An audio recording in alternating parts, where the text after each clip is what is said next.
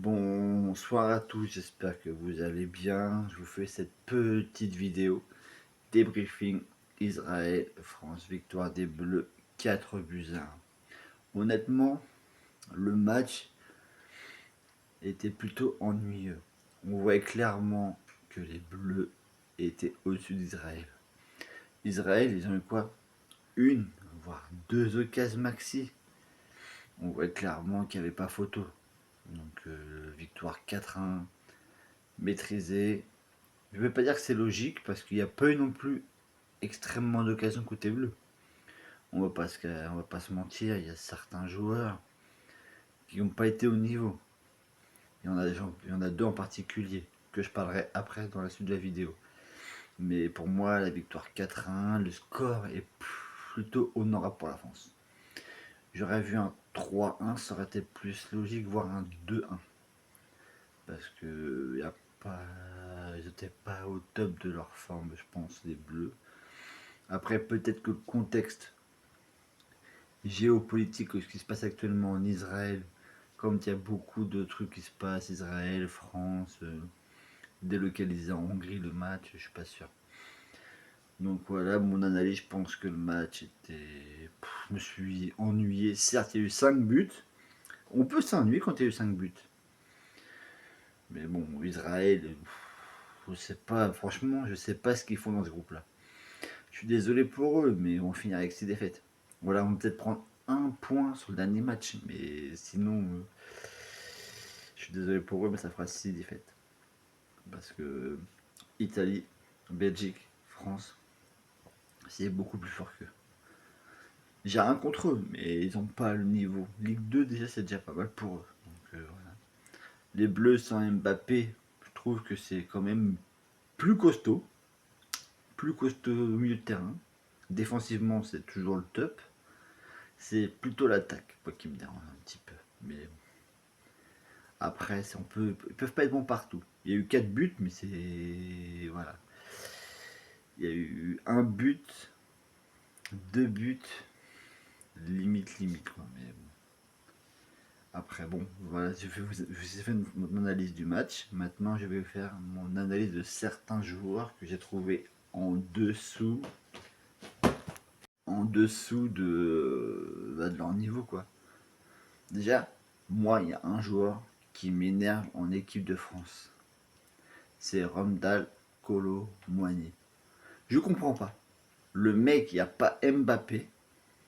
Il n'est pas foutu de faire un bon match pour essayer de pouvoir gagner sa place. Je ne l'ai trouvé inexistant ce soir. Dites-moi si vous avez vu quelque chose de Kolo Muani aujourd'hui. Moi, rien. Personnellement, rien du tout. Le deuxième joueur que j'ai été déçu, je m'attendais à un gros match de sa part, c'est Michael Olise. En plus, c'est une lourde responsabilité, certes. Il doit remplacer Antoine Griezmann. Mais je ne l'ai pas trouvé top. Pas mauvais, mais pas non plus tip top. Donc il faut qu'il se remette un petit peu en question. Il joue au Bayern quand même, le mec, donc c'est pas non plus une pipe, quoi. Si t'es au Bayern, c'est pas que t'es une pipe, quoi. Après, Dembélé. Il fait du Dembélé, quoi, je devrais dire. Il fait beaucoup de gris, mais au final, derrière, qu'est-ce qu'il y a? Est-ce qu'il y a une occasion? Est-ce qu'il y a un tir? Il y a un tir, mais ça va finir au 3 mètres au-dessus. Manque d'efficacité de la part d'Dembélé. C'est toujours ce qui a fait son défaut. Quand il va avoir corrigé ça, on pourra dire que ce sera un très grand joueur. Là, c'est un grand joueur, mais c'est pas un très grand joueur. Le nombre d'occasions qu'il pourrait créer, avec toutes les situations qui se créent, il pourrait marquer au moins. Là, on aurait pu marquer 2 buts au moins. Enfin, ils auraient pu, parce que moi je suis pas sur le terrain. Ils auraient pu marquer au moins 2 buts. Après, il y en a un que j'ai pas trouvé non plus top. C'est Barcola. Son but, certes, le sauve, mais je l'ai pas trouvé top. Son entrée n'a pas été terrible. Nkunku, il met un bon but, un beau but, certes, mais après de ça, inefficacité. Je sais que vous allez me dire oui, mais le plus important c'est de marquer des buts. Certes, je sais, je m'attends à ce genre de commentaires. Mais pour moi, il n'a pas été au niveau. Il y a certains joueurs qui. Le milieu, certains joueurs qui ont été plus au-dessus. Le milieu de terrain, Tchouaméni, Kamavinga. Je pense que nous avons trouvé nos deux milieux défensifs. Ils sont complémentaires. En plus, ils jouent dans le même club au Real. Donc, avec le temps, leur relation va s'améliorer de mieux en mieux.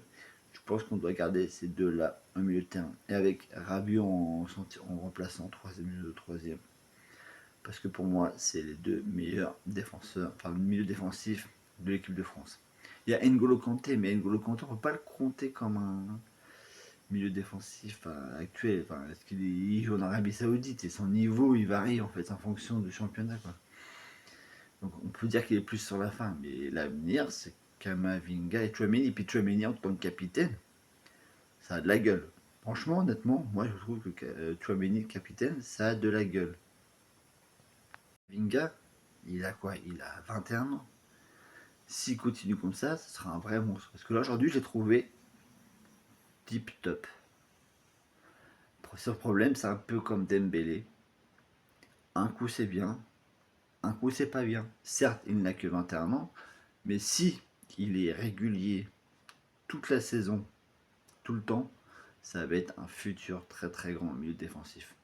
La défense, on ne peut pas trop parler parce qu'ils n'ont jamais été mis en danger. La seule occasion, il y a eu but. Mais on peut pas dire qu'ils ont été mis en danger. Ils sont sereins. De toute façon, en défense, ils ont toujours été sereins. Donc pour moi, ils sont toujours au top. Saliba, nickel. Konaté, impeccable. Hernandez, on voit quand même de temps en temps ses faiblesses défensives. Koundé, c'est le Koundé de l'Euro. Pour moi, Koundé, ça aurait dû être le capitaine à la place de Chouameni. Même si Chouameni fait un bon capitaine, mais Koundé depuis l'Euro, il est monstrueux. Et Maignan, bah on peut malheureusement rien dire sur Maignan. Il prend un but, mais c'est tout. Après dans le match, il n'est jamais mis en danger, donc on peut pas trop. On peut pas trop. On peut pas trop parler de lui, quoi. Il a jamais été mis en danger réellement. Puis les rares fois où il a eu un soupçon d'occasion israélienne, bah il était là présent. Sur ce, je vous souhaite une bonne soirée à tous, bon débrief, bon match, bonne soirée à vous, bisous bisous.